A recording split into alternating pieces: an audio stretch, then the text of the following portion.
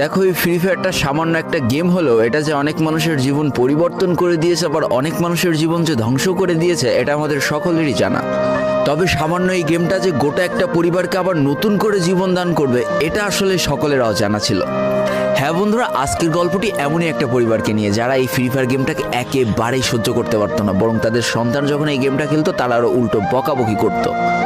আর ভাগ্যের কি অপূর্ব লীলা খেলা, তখন সেই গেমটা আজকে গোটা পরিবারটাকে বাঁচিয়ে রেখেছে। আর এখন তার বাবা মাও উৎসাহ দেয় তাদের সন্তানকে যে ফ্রি ফায়ার খেলো। এজন্যই চলো জেনে আসি আসলে কি এমন ঘটেছিল ওই পরিবারটার সাথে। তো বেশি ব্যাকপ্যাক না করে ছোট্ট একটা ইন্ট্রো দিয়ে আজকের ভিডিও শুরু করা যায়। তো আজকের গল্পটা শুরু হতে চলেছে ছোট্ট একটা গ্রামের ছোট্ট একটা পরিবারকে নিয়ে। বাবা মা এবং তাদের দুই সন্তান অর্থাৎ দুই ভাই, ছোট্ট একটা পরিবার, খুব সুন্দরভাবে তাদের জীবনযাত্রা চলে যাচ্ছিল। বড় ভাই একটা কোম্পানিতে লেবারের চাকরি করে, বাবা কৃষি কাজ করে, আর তাদের ছোট সন্তান অর্থাৎ ছোট ছেলে কিন্তু ক্লাস 8-এ পড়াশোনা করে।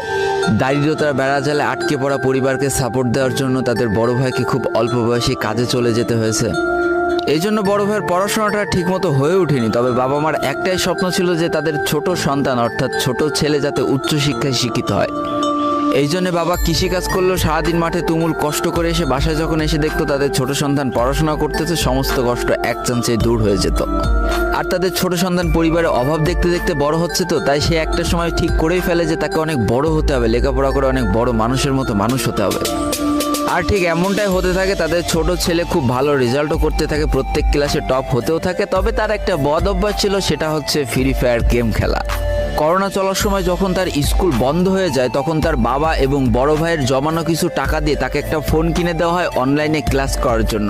তার ফোনটা ছিল 3 GB র্যামের একটা ফোন। তবে এইখান থেকেই তার ফ্রি ফায়ার গেমের সাথে পরিচয় হওয়া। সারাদিন পড়াশোনার ফাঁকে সময় পেলেই সে ফ্রি ফায়ার গেম নিয়ে বসে পড়তো। আগে যেমন বাইরে খেলাধুলা করতো, এখন সে আর বাইরে খেলাধুলা করে না, ঘরে বসে সারাদিন ফোন টিপে আর ফোনে গেম খেলে। এদিকে তার বাবা